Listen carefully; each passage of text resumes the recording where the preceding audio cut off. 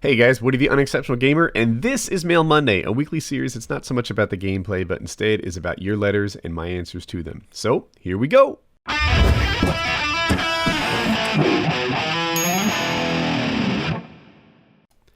School is beating me. Dear Woody, I'm a 10th grader living in Australia. Throughout all of high school, 7th to 12th grade, I've progressively been getting more and more miserable at school. My grades aren't too bad, they normally fall within the top 20%, but it's really difficult. The only subject I care about is woodwork, and even that has become a massive drag. I know I want to do something along the lines of woodwork in my adulthood. An office job is a terrifying thought. My most immediate thought is to drop out and get an apprenticeship as a carpenter so I can continue woodwork outside of school. Is this a good idea? I know school isn't for all people, and it's definitely not for me. My family is under the impression that you're not successful unless you're a doctor or a lawyer. Asian conservative retards. Consider my state of mind. Is it beneficial to drop out, or should I just rough it out? Don't forget to be awesome. Alright, one of the reasons that Mail Monday has been as successful as it's been is that I try to keep it real and maybe give you advice that you don't get from the other adults in your real life, the people that you can see and touch and smell. I don't know why I describe people that way. I didn't want to be just another voice saying, stay in school, kid. But let's lay out what it looks like if you drop out of school. The first 2 to 4 weeks, you're going to love it. You're really going to like it. Not having someone in as control of you as you have in your school life is going to be pretty enjoyable. You'll experience a new kind of freedom. There's no homework at regular jobs. Something about school, they feel like it's their right to just drop work on you that you're supposed to be doing in your free time. Yet when you work, there is this concept that work actually does end when you leave the door and you can live a normal life and happy life outside of it. The first 2 to 4 weeks, you're going to like it. After that, well, here comes reality, right? The reality is your friends aren't your friends anymore. That's when you start fading away from them. The things that they're concerned about involve school topics. You'll be interested and thirsting for what's happening at the school that you once belonged to, but you won't belong there anymore. Your friends will leave you because they find you inconvenient to be a friend with. They really will. They're going to be with the guys that they see every day, and that's not you. Girls, you won't be getting any girls. The girls who are your age are still in school, and they'll be dating guys who are in school.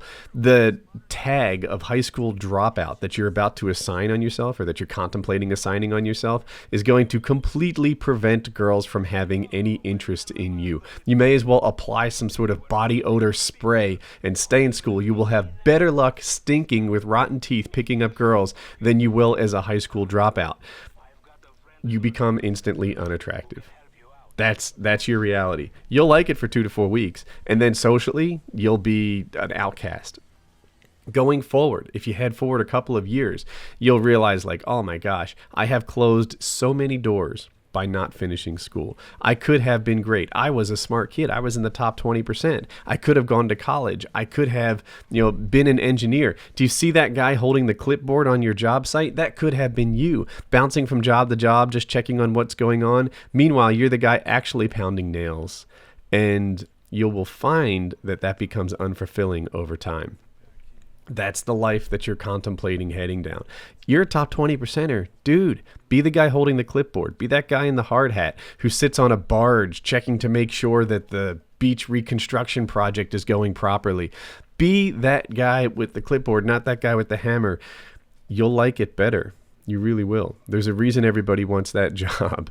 And even if it's not you, it's not the time to start closing the doors to better opportunities. You won't like this in the short term, and you really won't like it in the long term. I think what you should be doing, staying in school and adding something to your life that makes you happy.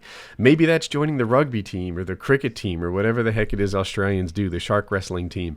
Maybe you can step up your game and find something that brings happiness to you that counteracts the fact that right now you're finding school to be a drag, because the life of adulthood that you're contemplating entering early has its own drags too. It's not less of a drag to be an adult. It might be more of a drag to be an adult.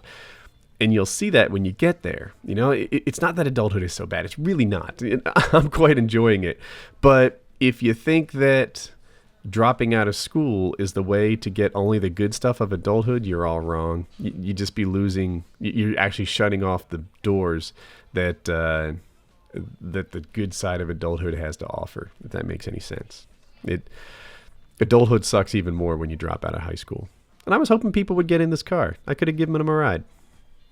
This one's not even a letter. It's just a response to last week's Mail Monday, and I really liked it. I did it. Dear Woody, I wanted to tell you I'm so amazingly grateful for you. After watching a video and rewatching your Mail Monday about just making a move, last night I was spending time with my best friend, a girl, and I decided to make a move. I found out that she had similar feelings for me as I had for her. Neither of us have really been in a relationship and consequently had never had a kiss, but we decided to kiss each other and see where it went. We kissed and it was awkward and we kept kissing and then we graduated to making out. It was extremely fun.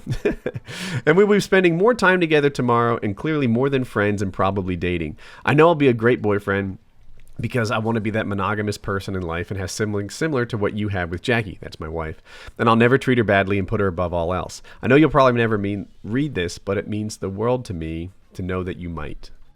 Yeah, so the context of this was there was this guy, he liked this girl, he considered her unattainable, and I was like, just move. This relationship needs movement. You can't sit here where you are right now and wonder what it could be or wish that it could be better.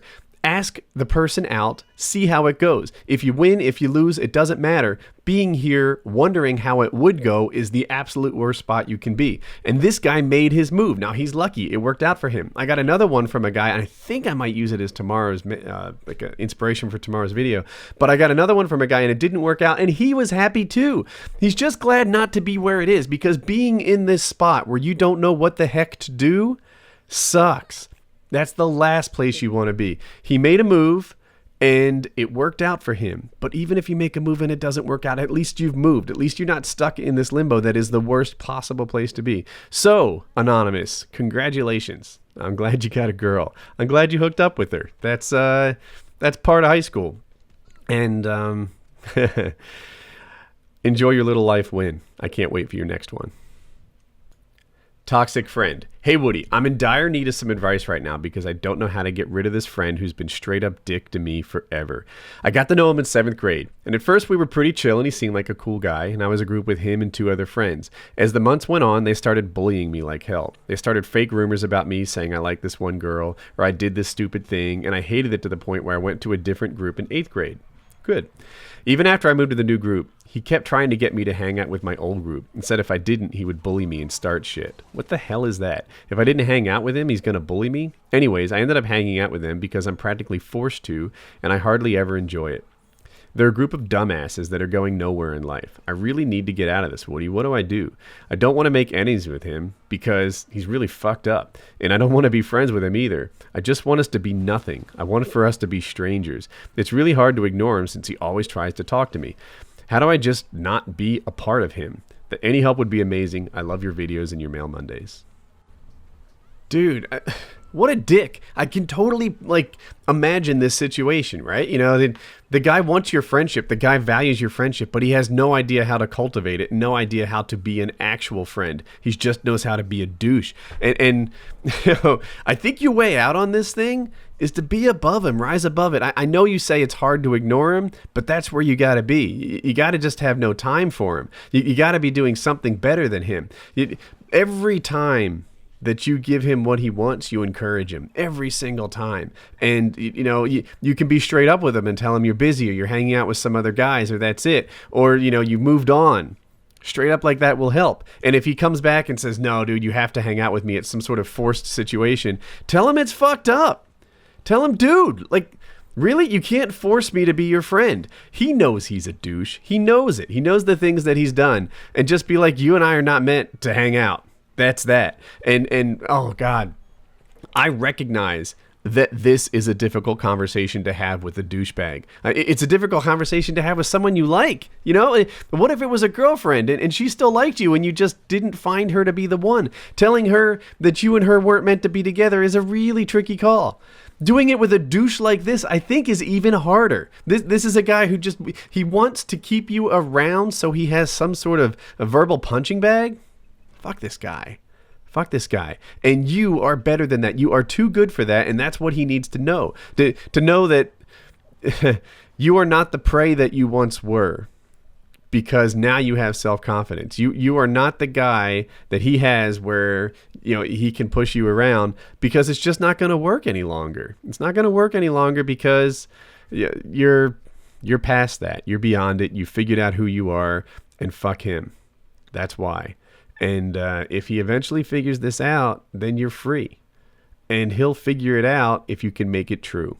Make it true that you are past this. Make it true that you are too good for him. Make it true that you have better options than spending other time with him. And I'll say this, one thing about toxic friends, after a little time away from them, they start to appear attractive again. You're like, oh, look at this. He's changed. Oh, look at this. This guy who was formerly a toxic friend is now pretty cool. He has this new interest, this new toy, this new thing that he's been doing. And it's really pretty remarkable. I think it's fun. I'd like to be a part of that with him.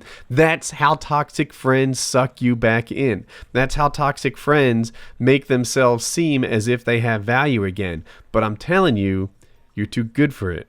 You have too much value.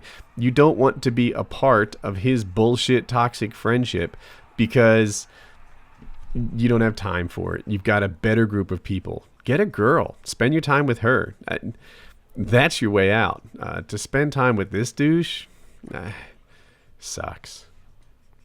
Since there's a little time left in the vid, I thought I'd talk about my own toxic friend experience. It's similar to this last guy's. I met a friend in 7th grade. He seemed pretty awesome at first. And then a couple years went by and he was terrible. It's like like most of the time we were sort of normal friends, but every so often he would flip into like bully mode. And he was like blessed by the puberty god. Sometime around 8th grade or so, he just had like gigantic biceps and this like fully developed man chest, and I did not. That was not the 8th grade me at all. And it was like he had to exert dominance over me every now and then, and it was ridiculous. And I would quote unquote like break up with this guy because I didn't want any part of his life anymore. Like, look, I'm beyond this. I'm above it. And then he'd come back, and he was charming, and he was nice, and he was beyond that, and he'd apologize, as sort of recognition for what he had done before. And then it would kick up again. And I repeated that cycle for, like I said, 3 or 4 years. I was a slow learner. I hope you're not. Dump him. And don't go back to him because you haven't found your new friend yet. That's not a good reason to stick with a toxic friend. Don't hang out with someone because there are no other options. There won't be any options as long as you hang out with this guy. Your door isn't open until you shut that one behind you. If you're hanging out with Douchebag, then you're not out there finding somebody better. Find somebody better.